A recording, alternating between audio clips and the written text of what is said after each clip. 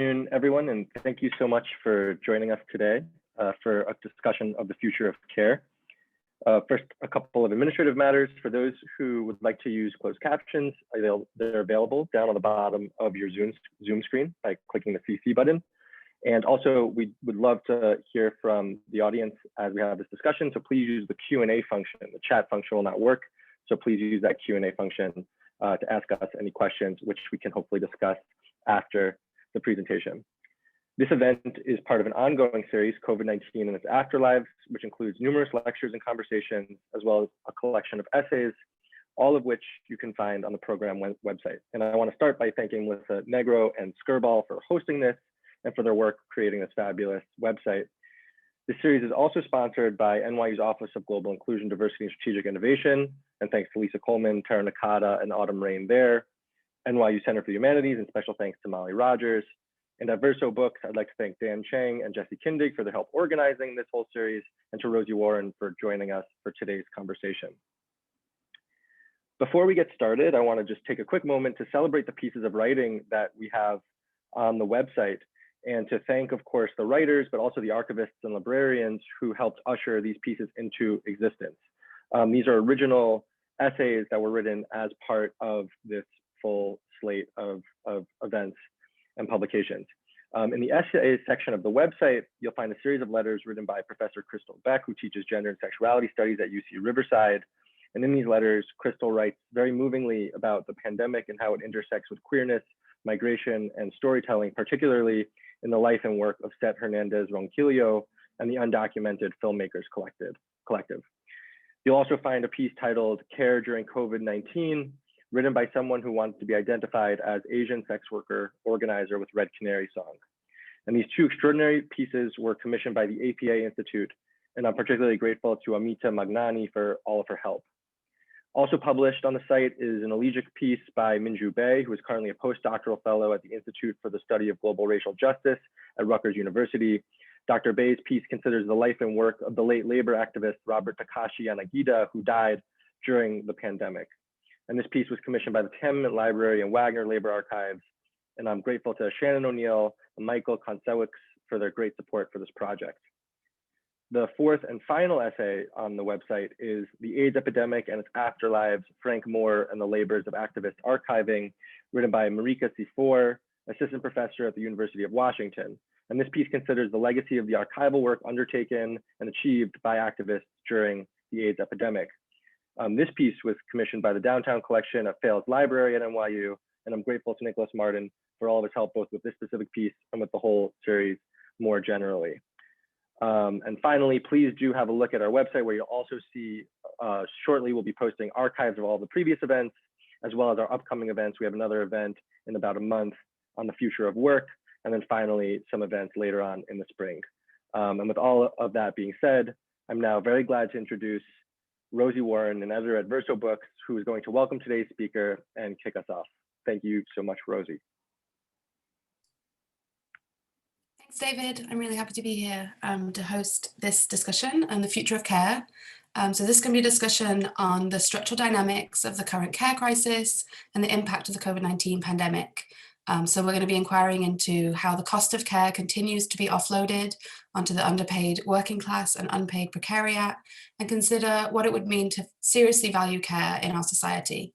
So each of our speakers are going to talk for about 10 minutes, and then we're going to open it up to the audience for questions. So like David said, drop your question into the Q&A, and hopefully we'll have time for all of them. So first up is Lynn. Lynn Segal is an emeritus anniversary professor at Birkbeck University of London in psychosocial studies. She's been a socialist feminist activist, teacher, and writer since the 1970s, publishing widely on feminism, gender, aging, and political activism. Her most recent books are Making Trouble, Life and Politics, Out of Time, The Pleasures and Perils of Aging, and Radical Happiness, Moments of Collective Joy. As part of the CARE Collective, she co-authored the CARE Manifesto, The Politics of Interdependence. Take it away, Lynn.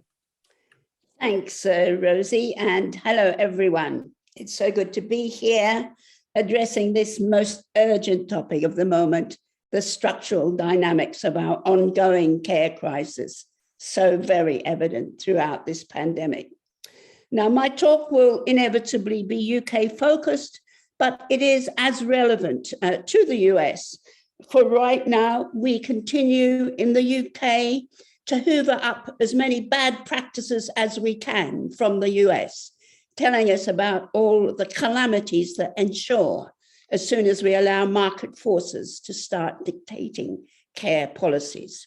So then I'll begin with the ongoing crisis of care here in the UK before mentioning briefly how we might shift our language and practices of care, addressing why care has been so routinely undervalued and structurally serving for so long to maintain gender inequality as well as race and geographical inequalities as well. As you've heard, I'm part, by the way, is the PowerPoint there? Right, okay. So that's the first one, and now we need the second one. I'm part of the Care Collective. There we are, all smiling away. And together, over the past few years, we wrote the Care Manifesto. That was before the pandemic. But as COVID-19 started, the importance of care was so evident that Verso raced it out in record time. So the next PowerPoint shows the manifesto, PowerPoint 3. Right. As you'll know, there are just so many reasons for the crisis. More women, most women, have joined the paid workforce. We've had to keep a roof over our heads, although many in very low wage jobs, while childcare has become increasingly privatized and costly. Meanwhile, the size of the aging population is constantly growing, something we might want to celebrate, except that we don't care for them. And elder care is now prohibitively expensive, leaving some 1.5 million over 65 in the UK without the care and support they need. The same applies to disability, with tens of thousands of disabled people unable to access any adequate care. At the same time, we know that care work itself continues to be quite grotesquely undervalued and underpaid. In the UK, this situation has been worsening for decades as privatized care provision expands, which is why now, currently, in this crisis period, we have well over 100,000 shortfall of care workers, and that's increasing by the day. We need more and more, and we've got fewer and fewer, unsurprisingly, when we treat them so badly.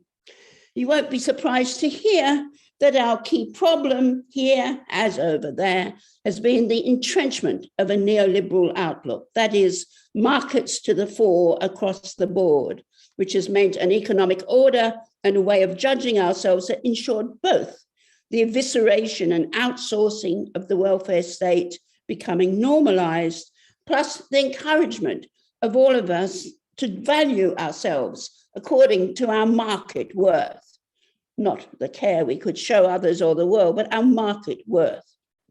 So our manifesto then begins by addressing this sorry state of carelessness.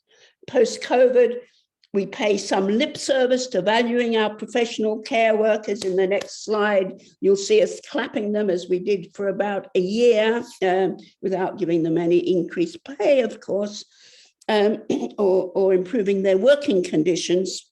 And all this here began with Margaret Thatcher. We've been in this care crisis for a very long time, building up since 1979, and then hugely amplified with the Tory-led government's austerity regime after 2010.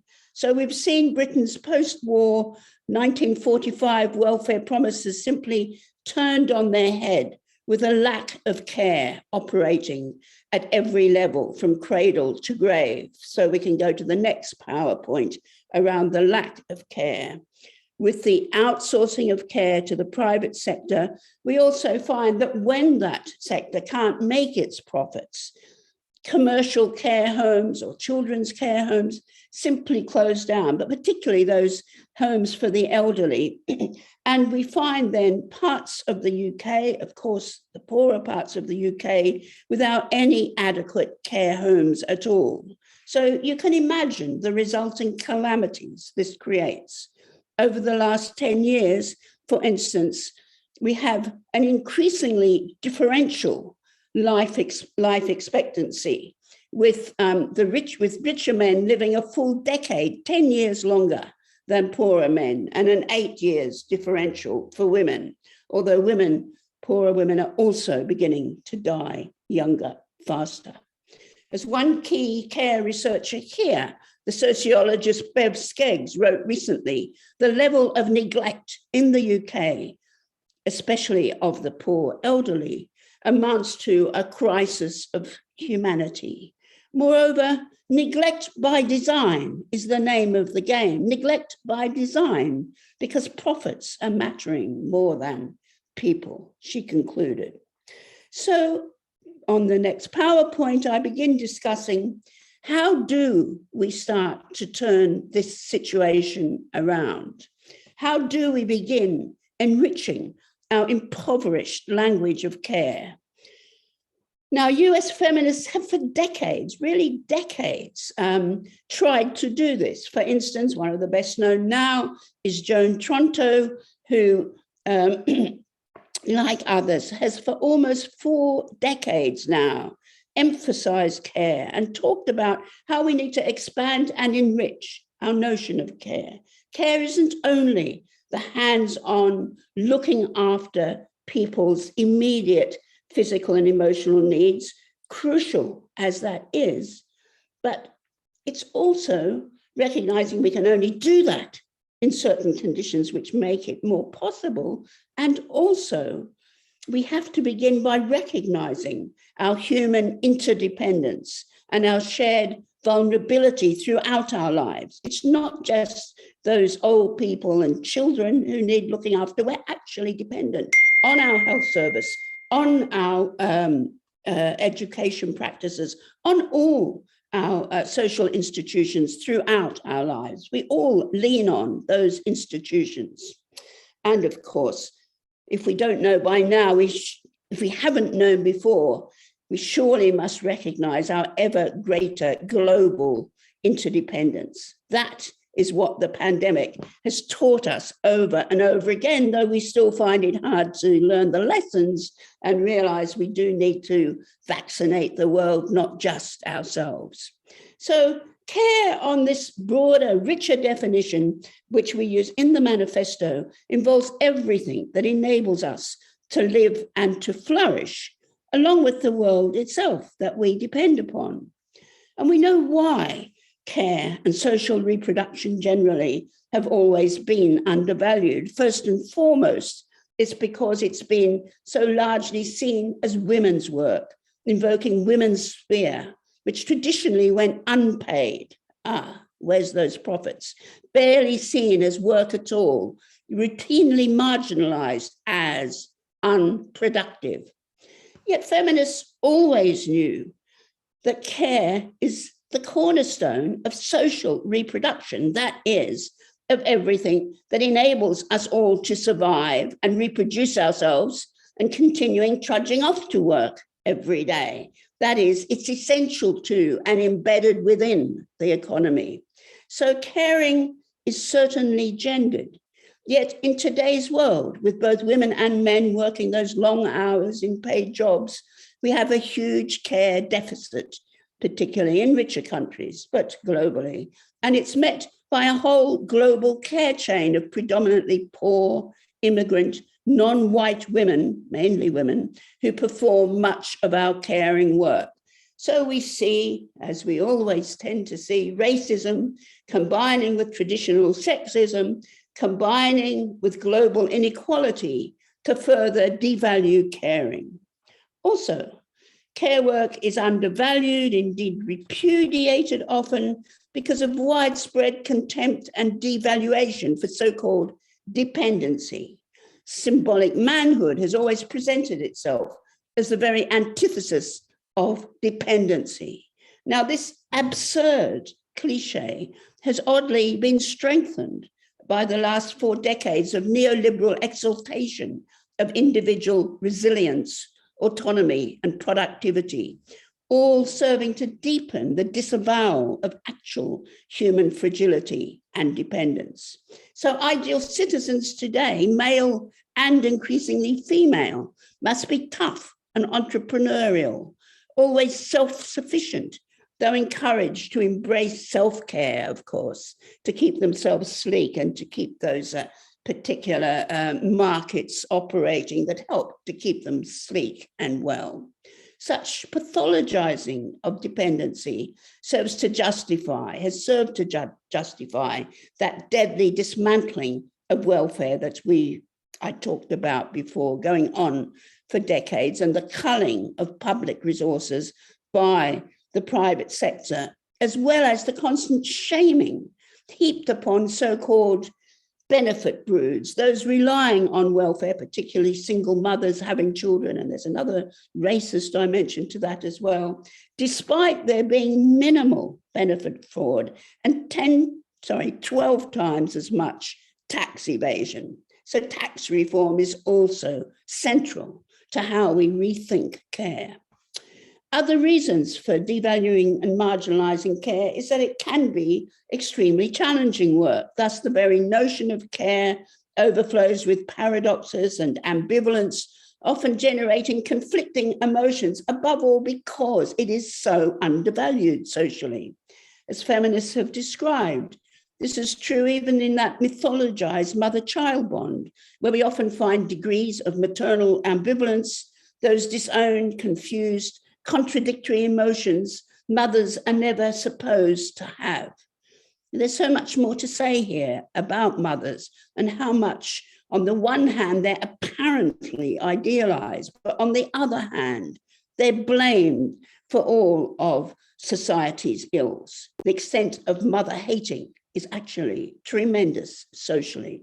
But let me just say, add to our thoughts on mothers, that over the last 50 years, despite 50 years of feminism, since second wave feminism, we find that mothers today are just as anxious and overburdened as ever. The thinking about motherhood was one thing second wave feminism kicked off by wanting to shift. So maybe this also explains why in the UK at present, because mothers find it so hard to be doing the caring work they have to be doing without any support. Since 2010, we've found over 100,000 cases of children being removed from their mothers and put into care homes. So what sort of waste of and horror is that, taking children away from their mothers because they don't have the resources to care for them? Meanwhile, attending fully to the needs of others often means confronting vulnerability. So however rewarding hands-on caring for those we love and others can be, it can also be daunting and exhausting, confronting our own and others' mortal embodied selves. And that's also why it's been traditionally relegated to women and to servants, people deemed inferior just because that's the visceral, tactile, but crucial work of maintenance they are doing. So avoiding caring can thereby enable others to disavow thoughts of our own inescapable fragility and our own inevitable mortality. So taking care has always been something the poor had to do just to stay out of trouble, just as not having to care about others has been a sign of wealth and power, as the late anthropologist David Graeber noted in Caring Too Much, That's the Curse of the Working Classes. So it's precisely because of these complexities and challenges of care, because of the mixed emotions caring may involve, that we need to fight for all the necessary social support, social infrastructures to enable and assist us in the work of caring and caring well, which means rebuilding everything in relation to our caring professions and our welfare resources. So if we are to enhance gender equality, to enhance racial equality, we have to recenter our practices of care And we need to begin by fully valuing all the skills involved in caring, to de-gender and de-racialize care, to think about the patience, tenderness, concern for others that care involves, which are not innately feminine. We also all need more time, those shorter hours in paid work, to engage in caring work, as well as access to adequate welfare resources. Hence, far from public spending creating pathologies of dependencies, as the right like to think, the very reverse is true.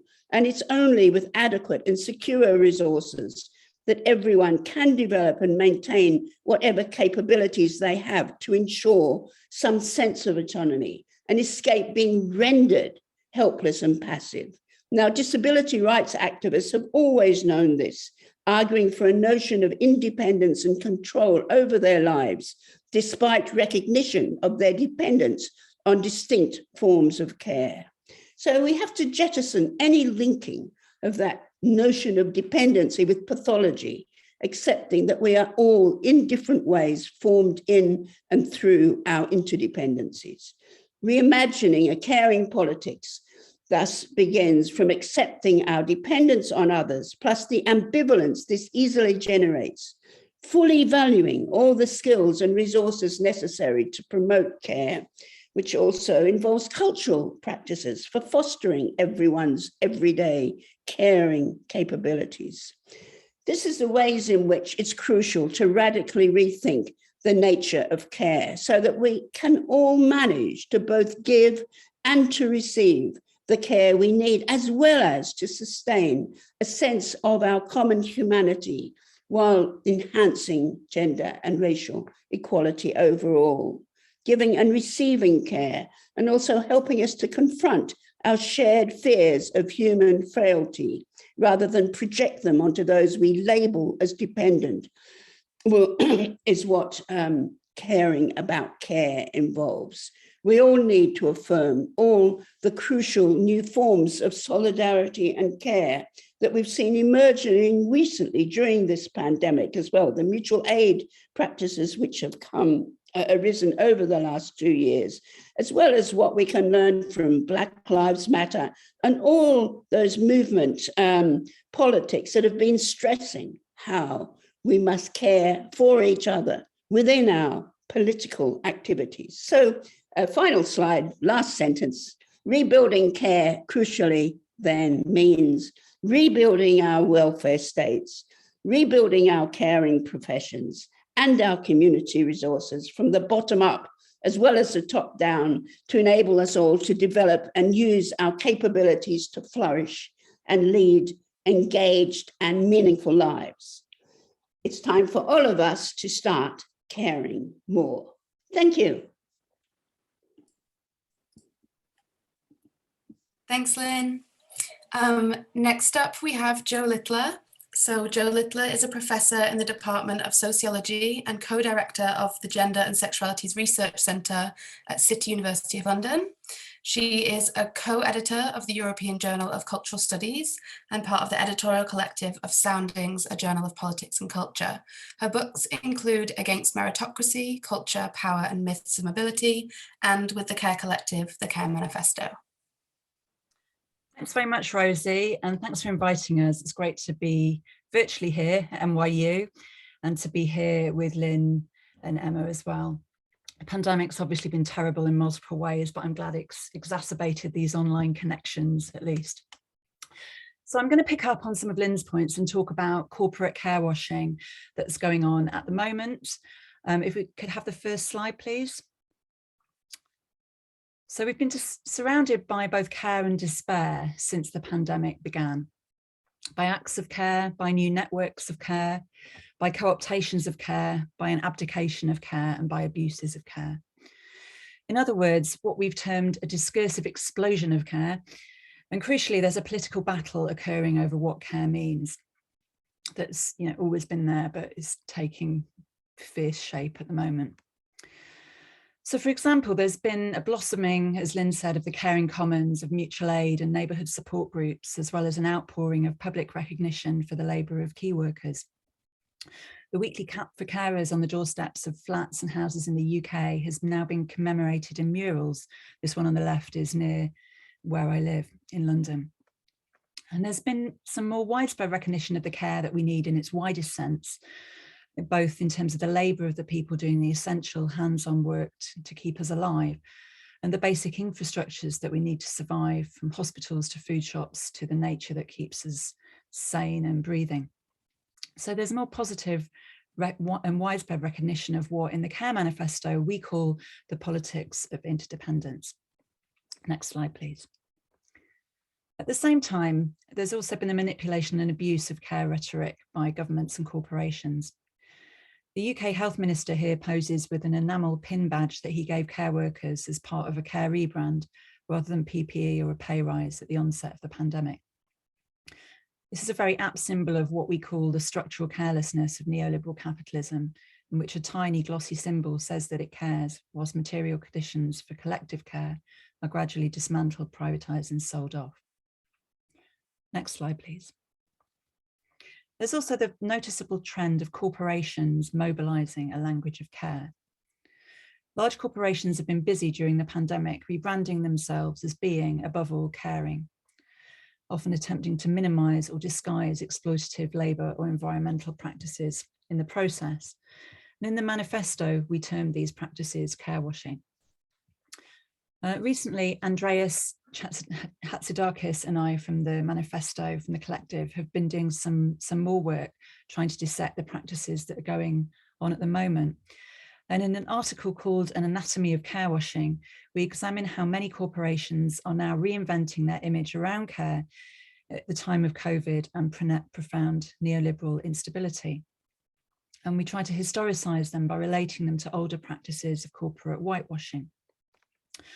So broadly, we argue that there are three tendencies in operation at the moment. Firstly, there's a kind of opportunistic branding. And this is when companies suggest that using a particular product is a way of mediating and facilitating care for ourselves and for others, just by adding care into their advertising copy or branding, for example. So here there's an advert for giffgaff mobiles on social media that does that. Then secondly, there's the form we call community resourcing. And this is when corporations publicise the care resources they've developed or partnered with other organisations like charities to produce during the pandemic. There's been a huge expansion in cause-related marketing, which was already being practiced before the pandemic, but which has really taken off during it. Dove, for example, has built an entire multi-level marketing strategy around care. Its strapline is "Care is at the heart of what we do." And it has this kind of multi-level marketing program, called things like Dove Men Plus Care, Wash to Care, programs around care for teenagers and mental health and domestic violence. So basically what it's trying to do is trying to drive home and anchor itself as a caring brand during a time of crisis, which sounds nice, but obviously we should worry because this is a kind of neoliberal justice narrative which acts by raising issues of inequality and then presenting corporate power as the solution. It's in part is problematic because Unilever, the owner of Dove, is in the top 10 plastic polluters worldwide. It's a company which has come under fire for its anti-union violence in South Africa. It's also problematic because corporations like Unilever are increasingly advertising themselves through brands like Dove as public service institutions. And you can see here there's an article in the New York magazine Uptown, which talks about how Dove is doing a service to the community through the pandemic, which it kind of illuminates that quite well, I think. So thirdly, there's the tendency we've called reputational steamrolling. And this is the example where companies use care as a kind of relentless marketing bulldozer in which a gestural statement of care clearly counters or runs against what the company in question are widely understood to be doing. So Amazon, for example, if you think of Amazon, I mean, most people know that its CEO, Jeff Bezos, is the richest person in the world. His wealth increased by 87% during the pandemic. It's a corporation that's repeatedly accused of failing to care for its workers' health and safety standards. Delivery drivers are forced to perform to targets that don't allow for bathroom breaks. It's been ordered by court to close some of its French factories, for example. But yeah, it produces a campaign claiming the exact opposite. So you see here its campaign on Instagram: keeping our people safe whilst getting you the things you need has never been more important. So there's a correlation here with fake news of right-wing politicians claiming that they're doing something whilst actually doing the opposite, or what Lindsay McGooey has termed strategic ignorance. In the US, Amazon has also just entered the privatized healthcare market via its new venture, Amazon Care, which has been rolled out in select US cities in 2020. So this kind of reputational steamrolling, this marketing, has sought to reassure consumers anxious about COVID. It's sought to deny abuses of employee care via its branding, imagery and rhetoric. And it tries to ensure the continuity of extensive profit making, as well as and through legitimizing its new privatized care ventures. So these practices of care washing relate to what Emma Dowling terms the care fix, in which individualized practices of self-care are being dangled before us, whilst collective care infrastructures are being financialized and sold off to private providers for individual profit. And they also kind of illuminate how there's a battle over care. Care is a key signifier in a political contest for who should control our collective resources and our future. It's part of a wider attempt to delegitimize corporations as the natural and common sense custodians of care and of life. And we can understand it in a Gramscian sense as part of a passive revolution trying to transform the ground of control. We can see the stakes of the battle in the current lip service that's being paid by right-wing politicians to care, and by the very partial moves being made at validating caring infrastructures in the UK, like semi-privatized, something that's bringing parts of the rail network back into public ownership. Whilst at the same time, public money is still being funneled to private providers, increasingly with scant accountability, like spending £10 billion on a test and trace system in the UK that's still not functioning. So we have to consider the different political and cultural uses to which both the language and material realities of care are being put. Next slide, please. In the Care Manifesto, we try to do this by diagnosing the longer and the recent history of structural carelessness. As Lynn said, we talk about how care has been marginalised through its association with the feminine, how care has itself failed to be cared for or adequately remunerated, how its dirty work has been largely offloaded to working class and non-white people, how socialised care provisions were always partial in their provision but have been downgraded and sold off since the 80s. And we argue for a care politics that recognises mutual interdependence and vulnerability, and we try to think through how this does and could work at different scales of life, from our most intimate relationships to communities, to states, economies and the environment. And we draw on particular progressive examples, both past and present, as resources to do this. So we look at things like remunicipalisation, insourcing, community wealth building, Green New Deals.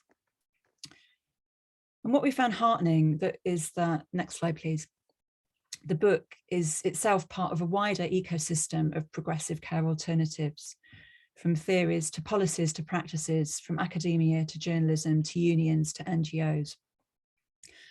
And it's absolutely necessary to continue to expand all this work and to build bridges and connections between them in order to strengthen and to build what we might understand as a broader ecology of care. Thank you.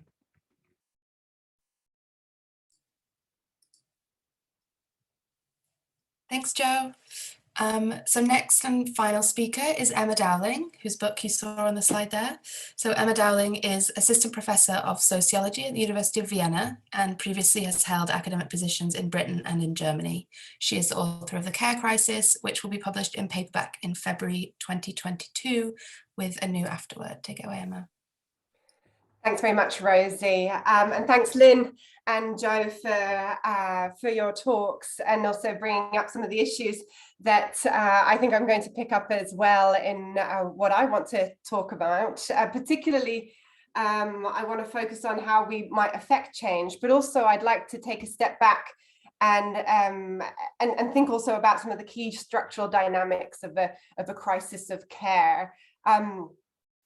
I think it's also important to look at what it is that we actually mean when we talk about a crisis of care, because I think there's sort of different perspectives there that are important to flag. On the one hand, the inability of people to access the care they need to live well, but also the increasingly difficult conditions under which people provide care, both paid and unpaid, and as has already been stressed, the profound care inequalities that exist that are magnified in a global context. So if we were to kind of sort of summarize what is it that we mean when we talk about a crisis of care, I'd say that we're talking about an exhaustion of societal care capacities or resources. And as has been stressed already, particularly by Lynn, this has been going on for some time, but it has also been particularly exacerbated by the restructurings of the last years. So a care crisis has been growing because on the one hand, we have more care needs, but at the same time, the resources that we have to meet these needs have been diminished. So we've had a rise in female labour market participation without a fundamental transformation of the sexual division of labour, while at the same time, globalization and also financialization have undermined the sort of reproductive deal that was there beforehand in Fordism, Keynesianism, which was unjust and particularly with regard to gender relations, but also was sort of kind of stable, and that has been particularly undermined, particularly also because capital's reliance on any one particular national labour force has changed and has been undermined. And so there is also less interest on the side of capital to invest in the production of particular national labour forces. But also, and Lynn stressed this, people are working more and more. You need at least 2 incomes to sort of keep a family going, but there has also been significant wage stagnation so that households require the income of 2 workers to make ends meet. But this also means that more waged work has to be done outside the home, and this of course takes time away from being able to care. Add to this austerity and welfare state retrenchment. I think we have at the moment here a particular focus not only on the UK, but also the US. I currently live in Austria and work in Austria on the European continent. And here also we have similar issues of a crisis of care and issues of austerity, welfare state retrenchment, the chipping away of public infrastructures, but especially in areas not conducive to augmenting the productivity of the workforce. And of course, the rise of privatization and the marketization of care as an investment opportunity for capital. So the consequence is a situation in which those who can afford to pay for privatized services do so, while offloading the work to others, often low-paid precarious workers. And those who can't simply have to fit the work in themselves or go without. So there is also a significant issue of inequality here. And all the while, as has also been stressed, this is underscored by a politics of personal responsibility. The crisis is also exacerbated by the rise in the need for care due to demographic changes. But all in all, resources for care are depleted while care needs are rising. And there are 2 key analytical points, I'd say, that we need to take away from this diagnosis of the structural dynamics of care. One is that in a capitalist economy, the maintenance of life and, of course, labour power for the economy is a cost to capital that has to be offloaded or externalized in order to maintain profitability. So making this work invisible, offloading it onto unpaid rounds of society, relying on structural discrimination in the labour market to poorly remunerate or semi-informalize the work, but also using kind of ideological mystifications to justify this. So quite traditionally, the labours of love that are associated with the feminine, but also narratives of community.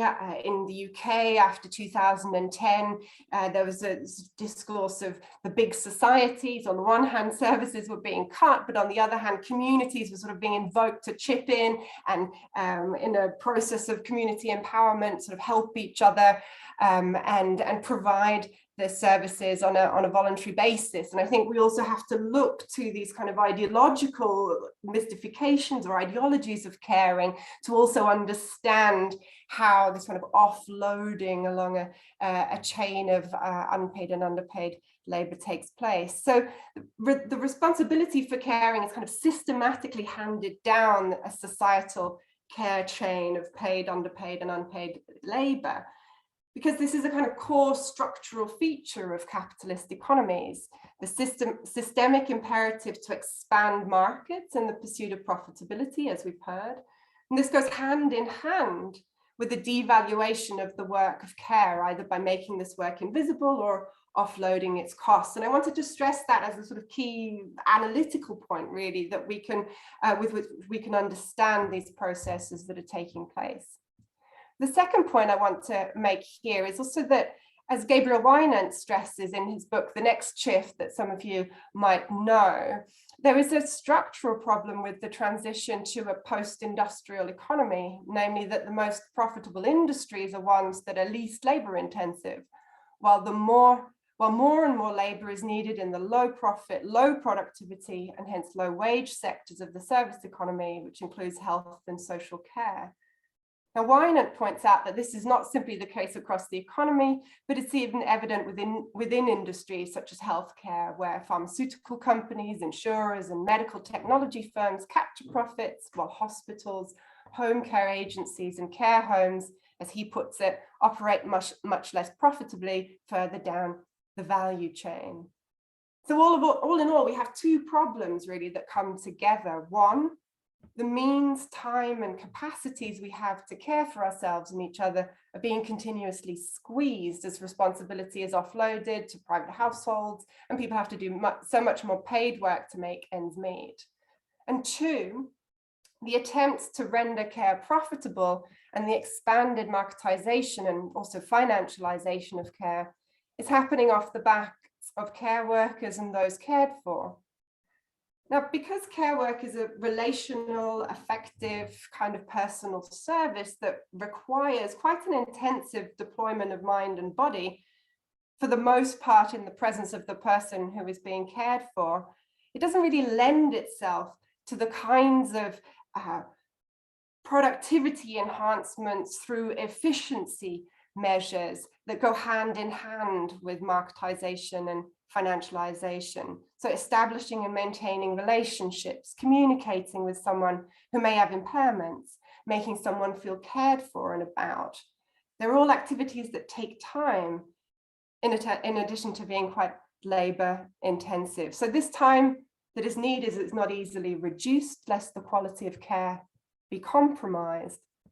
So any rationalization in care work that does take place is, for the most part, a kind of pseudo rationalization, like, for example, the redrawing of boundaries between what is considered to be part of the job and what is not considered to be part of the job.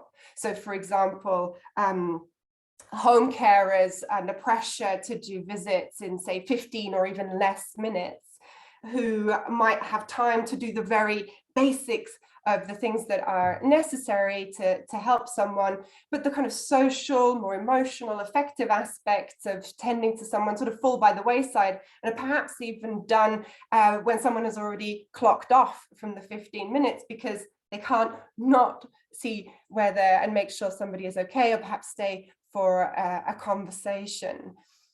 Also, the redefinition of what counts as a necessary task and what doesn't, as well as the reduction of pay and conditions and staffing levels. But also, inappropriate business models have been allowed to take hold in the care sector, certainly in the UK and also in the US.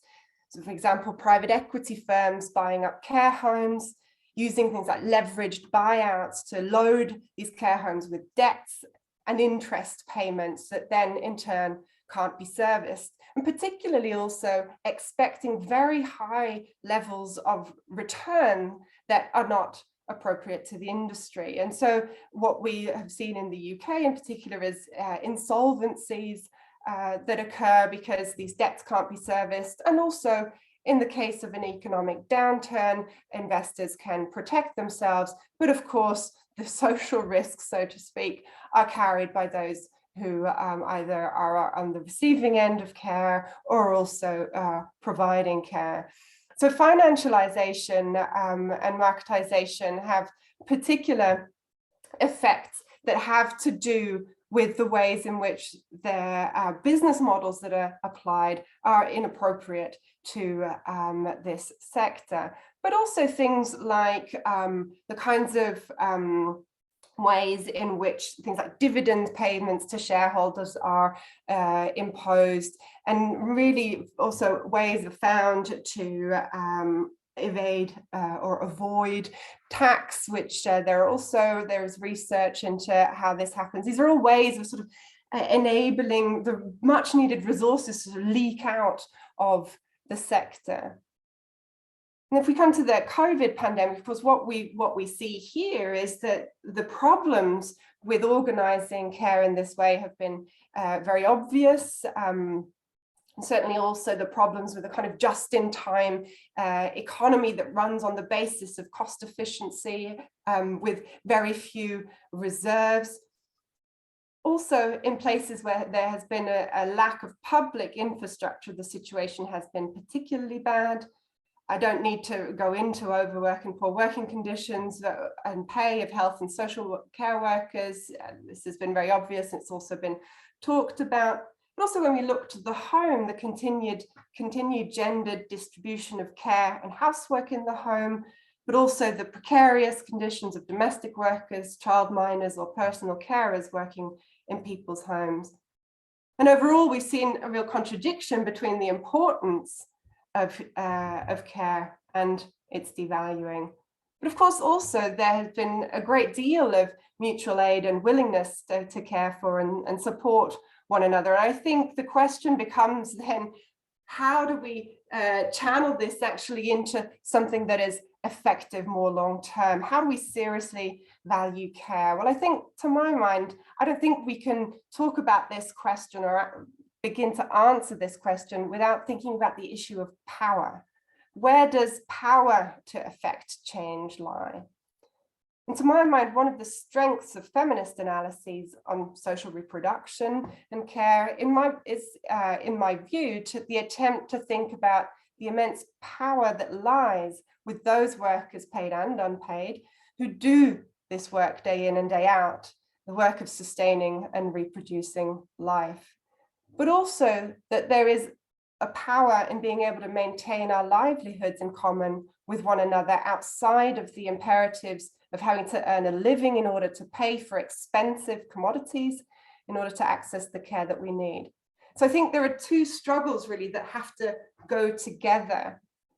Support for workers' struggles for better wages and conditions, for more staff, but also the demand for more public funding for care. This has already been mentioned, also progressive taxation, better public infrastructures that don't just settle for what we've had before in the past, a kind of sort of centralized, often quite paternalistic, even punitive state, but bottom up commoning practices, thinking about workers' co-ops, care co-ops, and new models like, for example, remunicipalization that Joe mentioned. I think that's a quite interesting attempt also to overcome some of the impasses around some of the problems with state provision, but also some of the problems with commons when commoning practices or sort of alternatives remain perhaps within particular groups or movements. And I think the remunicipalization, trying to reorganize services, bring them back in-house, but also on a local municipal level, alternative ownership structures separate to the market and profit orientation, bringing those services back, but also thinking about how they might be organized differently so they're more democratic, more participatory, and so forth.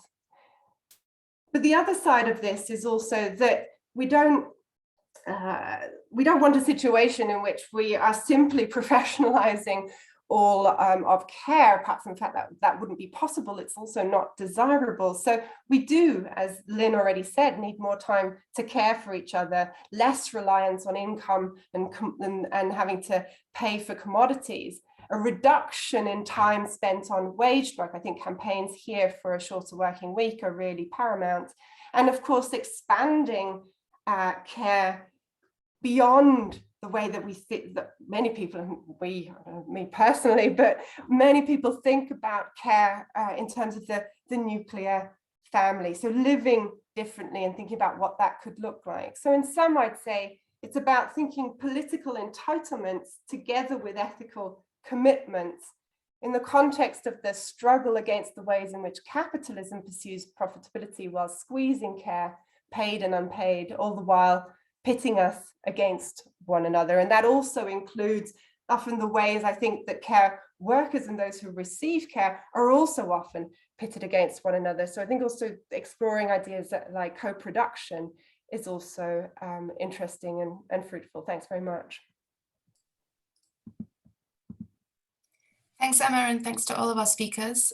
We are going to run a little bit over time because we started a little late, so we do have time for audience questions. As David said at the beginning, there's a Q&A function at the bottom of your screen, so if you have a question for any of our speakers, please just drop it in there. I know that they'd be excited to hear questions, but while we wait for that, I have a couple of questions, I guess, of my own. Emma, you kind of squeezed in at the last minute a couple of my questions in terms of, you know, where does the family fit into all of this? Which I think, you know, is a really key question, right? You know, the kind of post-war settlement that we were talking about, you know, crucially involved care within the family, and the precise kind of logics that all of you have outlined in terms of people moving into the, particularly women moving into the paid workforce, and therefore there being a kind of crisis of care within the site of the family, as well as the encroachment of markets and the kind of decline of public provision. You know, there's a kind of multiple set of crises that are going on. So I guess I'm interested in how each of you think about the kind of place of the family within these questions, in terms particularly of, you know, as you were saying, Emma, it's not like we want to see all care being professionalized. It's not that we want to make everything into work and therefore, you know, nobody gets to care for the people that they know. But it's also not that we want things to retreat into, you know, individualized nuclear households having to carry that as unpaid labor. And I think that speaks a little bit to the point you were making about kind of volunteering versus paid work. But I think there are kind of a set of interesting contradictions there, right? You know, under the pandemic, we've seen the proliferation of mutual aid groups, for instance. What's the line between mutual aid and volunteering?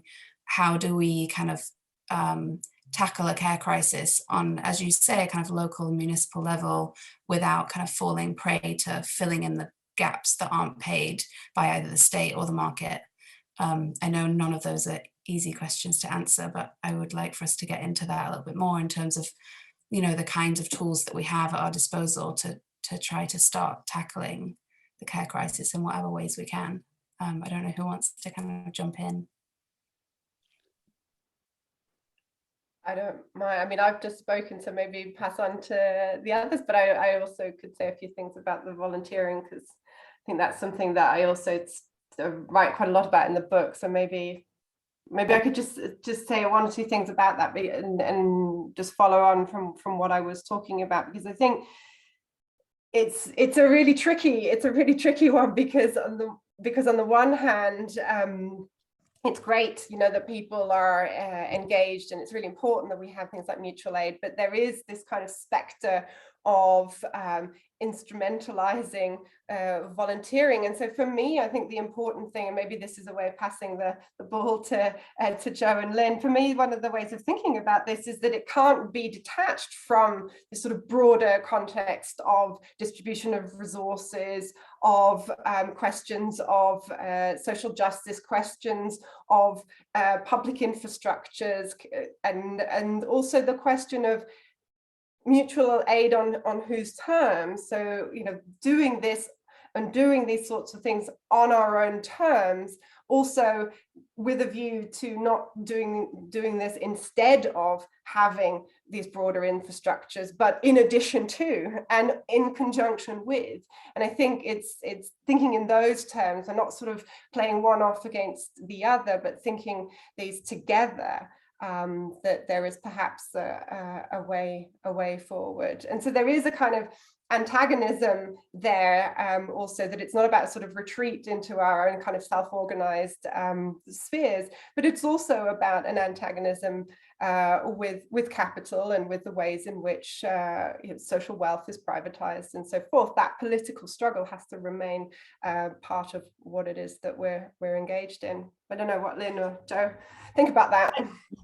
I think the first thing that we have to do is to open up the issue of the family, because what's happened with COVID during the pandemic?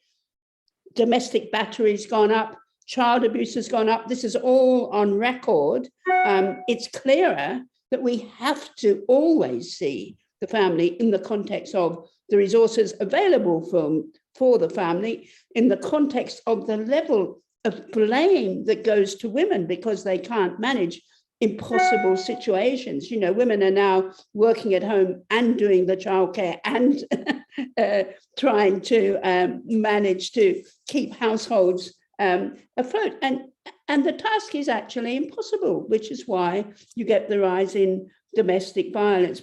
That's just one thing. And thinking about the heterosexual family with children, we all know that a lot of people thrive a lot better outside of that nuclear family. You know, we usually talk about the 1980s and the HIV/AIDS crisis and the crucial importance of friendships, of buddying systems, and so on. You know, the family may be the worst places to provide care because there's so much structured inequality. There's such a history of often quite difficult power relations, but also the way in which mothers are situated is so problematic. I mean, Jacqueline Rose has recently written a book called Mothers, in which she says that there is institutionalized social cruelty towards mothers. And she gives all sorts of examples of women being laid off as soon as they become pregnant, and, you know, so many ways in which we completely neglect the needs of those who are doing caring work in the family, at the same time as blaming them for not doing it adequately. So yes, the family can be an absolutely crucial resource. It can be, but let's just see that it's able to function, first of all, you know, in very multiple and different ways, but also that it's got the resources to function adequately, and don't keep those doors of the family closed. Yeah, just to add to that, it's, you know, it's obviously been a strategy of the right, hasn't it, over decades, about 4 decades now, to kind of insist that the heteronormative nuclear family should take the slack of the ways in which the state is being cut and slashed and marketized. And that's, you know, happened in the UK recently. You know, we've been told that care should obviously start, social care should start with the family, apparently. So that needs to be continually resisted, that offloading of labour onto, you know, offloading of labour onto private individuals, and also the kind of reinforcement of that there's only one type of model of care. You know, as Lynn said, there's plenty of models of care out there, and we look at them in some of them in the manifesto around the AIDS crisis and the mutual support networks, as well as the mutual aid groups that are around us now. So, and you can look to, you know, the kind of strong tradition of Black motherhood networks and community care around childcare, kind of creches, cooperative creches in the UK and Europe in the 70s. A really vital history there as well for alternative models of care. But so I guess both ways it's that double move, isn't it, of asserting that we need kind of healthy and diverse models of care, but we also need for that not to be scapegoated. We need to use our collective resources. We need to demand that we get sufficient conditions in which we can care, whichever model we want to be part of. Okay, I don't know if you guys have seen, but we've had one question from the audience. It's a thorny one. So it's a question from a student in a class who are watching this as a group. And the question is, you guys talked about the hypocrisy of praising nurses during the pandemic, but not providing the proper support for them to live an equitable life. In the US, governments have begun to fire these exact nurses for refusing to take the vaccine. Where does this fall in line with the politics of care that you guys are stressing? Who would like to tackle that?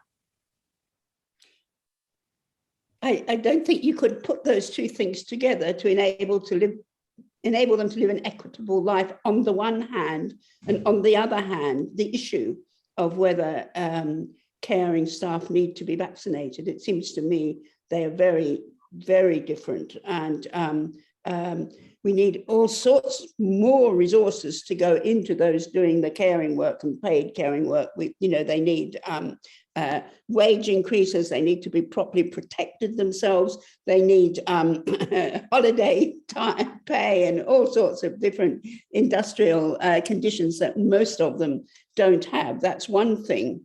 In terms of whether or not they should have the vaccine, I don't think personally that we're in a position to talk about that, because it may be that people who haven't been vaccinated, it could be democratically decided, should not be doing hands-on caring, but should be doing some other form of caring. I can understand someone coming to that conclusion, but it's a very tricky, complex question.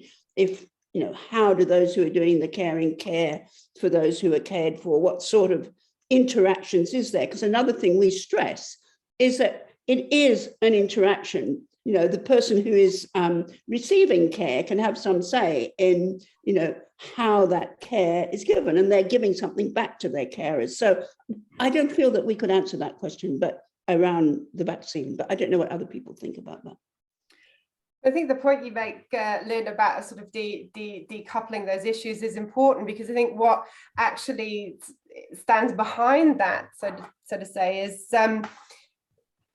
that if someone has a conflict at work, whatever that conflict might be, then because of the fact that there is actually no safety net, there is no infrastructure outside of having to work to earn a living and survive, that means that whatever that conflict at work is, can result in someone not having the means to continue their lives, and losing their job, losing their income, because of that relationship of dependency in the absence of a broader infrastructure and safety net that cares for people. So I think it's really, if we sort of look at what the issue is there, as opposed to the question about vaccinations, I think it's that really that also is part of what I think we're driving at also in this issue of the ways in which the personal responsibility for care has been so much driven home also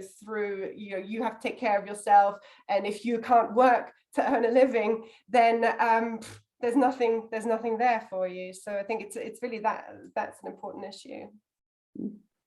Yeah, no, just to add to that, I would say, if the best available scientific evidence says that the unvaccinated shouldn't be around vulnerable people, then fine, they shouldn't work in that context, but they shouldn't be fired. There's plenty of other work to do. So yeah, in a nutshell. So we've got another question in from the audience. How do you extend the concept of this crisis to ecological care? How can this discussion of social care inform our approach to the environment? I know this is something that you guys touch on in the manifesto, so maybe Lynn or Joe, you want to touch on this one? Well, there's been a lot of work on this recently by, for example, the Women's Budget Group and the Women's Environmental Network, where they talk about how one vector or route to think about this is to think about how care jobs are in effect ecologically and environmentally friendly jobs. So, looking after people, providing support for people, doing that work of hands-on care is not a very carbon intensive occupation. It doesn't pump out loads of fossil fuels in the same way that a lot of industrial production does, for example, or the work in the tech sector.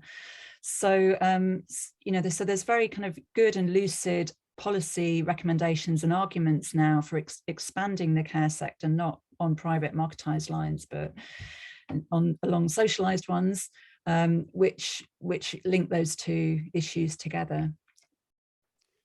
That's right. And there's all the work that's been done by Naomi Klein, the LEAP Manifesto, and Ann Pettifer here, just showing how it all links up. We begin by showing how we can't care adequately without there being resources in our communities to allow respite care, but above all, to have parks and libraries of things that assist you to care. But our communities don't thrive, except in a thriving world. And so it just does so obviously all connect up, which COVID-19 tells us, it's right there in our faces, isn't it? We don't just live in these little households with closed doors, nor in our little communities amongst our own people with walls, but we are actually, like it or not, a part of the world. And so that, that's where green politics come in, and caring for ourselves, caring for each other has to be about caring for the world, because we know there are large sections of the world now that where the populations can't live. There's not enough water, there's not enough food, and often this is because of wars or because of colonial plundering and so on. And so people are on the move, and we can't just build walls to keep them out, because we'll have to keep building those walls closer and closer to ourselves. And so what we have to do is open them up and see what's the problem. What do we do about lack of adequate water? What do we do about continuing conflict in the world? I see all this as a part of what green politics is about: caring for ourselves, caring for our environments, caring for the world. They just simply all are a part of seeing that we are independent creatures in the world itself, and that all lives matter, and so on. As we know, there's been so much work on that over there from Judith Butler and various other people stressing that we can't close ourselves off. If we close ourselves off, we end up in the situation we are now, where there's just going to be one, right now, one COVID mutation after another. But it's not just going to be COVID mutations. There's all sorts of other things that are going to come in to assault us if we don't try and equal out the resources across the world and care for the world itself. I think there's another aspect as well, isn't there, in the way that actually the analysis or of care, the ways that the sort of unpaid resources of caring and social reproduction are just sort of drawn on without any consideration for their replenishment. There's a parallel there also with ecology and with the planet's resources, and the ways in which we have a system that poses humans as the ones that can just plunder and take without any consideration of actually their own implicatedness in that ecology. And so I think there's a parallel there. There's also a parallel around questions of the critiques of growth and the sort of economic growth orientation of the economy. And so sort of thinking about post-growth economies, which is something that within the environmental movements and climate justice movements, this is a debate. It's also something to think about in the area of care, like what would a sort of post-growth economy look like with regard to the care sector. So I think there's also those parallels as well. Yeah, that actually brings me to my final question just before we wrap up, which is, I think, Emma, you've hinted at this, and I think it's clear from the way that each of you have kind of presented that there's probably one obvious answer to this, but we've talked a lot about what it would mean to value care, and obviously there's a kind of double meaning there. It means value it in terms of the ways that we regard it, but also value it monetarily. What would it mean for it to be adequately paid for? What would it mean for it to be adequately provided? Obviously recalls the Wages for Housework campaign in the 70s and the kind of provocations around what would it mean to pay for all of the unpaid labour that's done, that is largely care work. And so my question, that perhaps you can each answer briefly is, and I think, the same also goes for the kind of ecological question, which is, can that actually be done within the capitalist system? Or in order to value care adequately, are we talking about an entire economic transformation? What does that look like? Just a small one. Well, I mean, I would say that the care crisis is is an expression of capitalism's limits as an economic system. And I do think that actually long-term, the care crisis isn't going to be solved within capitalism, and we need something different. But I also think that we also need a set of demands and practices that can take us there. So I don't think it's enough also to say, well, we can't do it within capitalism, so we can't do it. And I think it's important to hold that sort of critique of capitalism at the forefront of our minds, but at the same time also thinking about how do we chart routes out and in a better direction. But I do think the care crisis shows that capitalism and care don't go together. At the same time, I would say that the issue there is also that capitalism is not a system that doesn't care. It's amoral in that sense, but what it will do is create an unjust system that is not adequate. And I think for me, also thinking about value, not simply in monetary terms, but also as kind of counter practices, different ways of doing things, for me is also a generative way of thinking about what value actually means. Yeah, I mean, some people, of course, would say capitalism isn't just a solid block of a single profit-making system. We do have other economic and other sorts of relations going on that aren't simply profit-making, but certainly we can't have adequate care in capitalism as we know it. And that's, of course, what Nancy Fraser, who you're going to hear from next, I believe, talks about, that a lack of care, the care crisis, is the fundamental crisis, especially of neoliberal capitalism, because it has gone into every nook and cranny to bring the market into everything. The market seems to be in control of the states, in control, everywhere. That there is no sphere outside the market. I don't think it's true that there's no sphere outside the market, but that is what neoliberal rationality and policies have been enabling the market to simply be completely ubiquitously hegemonic. Now, how you begin struggling against that, it seems to me it is, where talk of municipal socialism comes in, community wealth funds, alternative worker-controlled jobs being created. You just have to. It's incredibly difficult. It's incredibly difficult, and nor do you just get rid of capitalism by some single revolution, do you? We know that if we look at Russia or China today. Or at any time, actually. So, of course, we can't have an adequate care in capitalism as we know it. What the future will be has to be something incredibly different, where work relations are different, the ownership of production is different.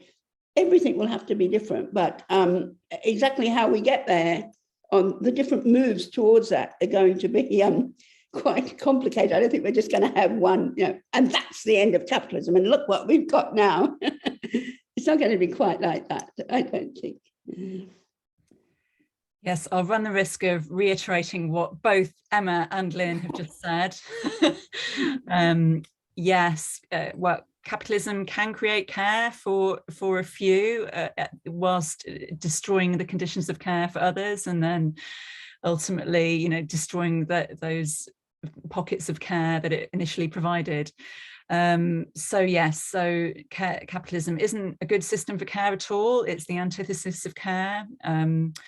But yeah, the solutions are difficult, aren't they? They're both simple and complicated, and multifaceted. And I guess to return to the question of Roseanne in the chat, of this from a student on the course, what kind of change might we need? Well, like as Lynn and Emma have said, there are different strategies that we might think about pursuing like community wealth building, remunicipalization, insourcing rather than outsourcing. And also at the larger level, we could think, for example, about how we could reverse international trade rules that force marketization on countries, on public bodies, so that can be reversed. We can insist on the opposite. We can insist that that kind of marketization destroys care and that we need the reverse. We need forms of not under the government we've got here today, though, sadly. No, it's not going to happen next week, is it? Let's end on a positive note.